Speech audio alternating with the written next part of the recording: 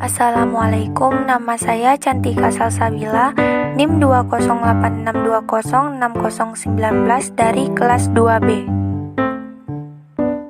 Teori-teori belajar matematika.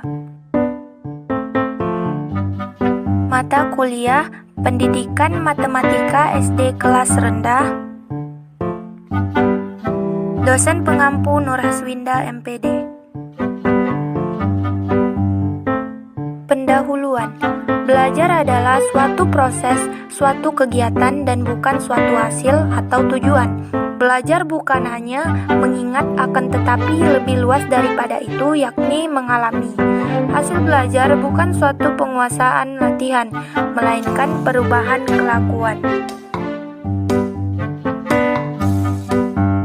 Teori Brunner. Menurut Brunner, ada 3 tahapan anak belajar matematika, yaitu berturut-turut melalui beberapa tahap.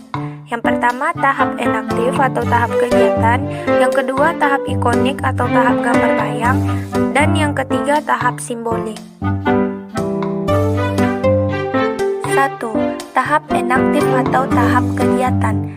Anak belajar konsep dengan benda nyata atau mengalami peristiwa di dunia sekitarnya. Pada tahap ini, anak masih dalam gerak refleks dan mencoba-coba. Contoh dari tahap enaktif. Ayah memberi Bima 2 pensil, lalu ibu juga memberi Bima 3 pensil. Maka berapakah jumlah pensil yang dimiliki Bima? Penyelesaiannya dengan memperlihatkan benda konkret atau benda yang nyata. Maka 2 pensil ditambah dengan 3 pensil sama dengan 5 pensil. Jadi jumlah pensil yang dimiliki Bima adalah sebanyak 5 buah pensil. 2. Tahap ikonik atau tahap gambar bayangan. Pada tahap ini, anak dapat membayangkan kembali dalam pikirannya tentang benda atau peristiwa yang dialaminya pada tahap enaktif. Contoh dari tahap ikonik. Bagas membawa 3 apel ke sekolah. Lalu Bagas memberikan 1 apel yang dibawanya kepada Tio. Berapakah jumlah apel yang Bagas miliki? Penyelesaiannya, nanti seorang guru akan memperlihatkan persoalan ini dengan menggunakan gambar. Maka nanti akan diberikan gambar apel yang mana 3 apel dikurang 1 apel sama dengan 2 apel. Jadi jumlah apel setelah diberikan kepada Tio adalah 2 buah. 3. Tahap simbolik. Pada tahap ini, anak mampu memahami simbol-simbol dan menjelaskan dengan bahasanya.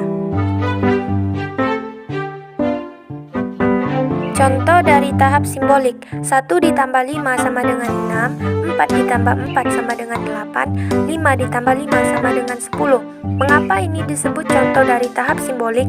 Karena angka-angka juga termasuk ke dalam simbol-simbol.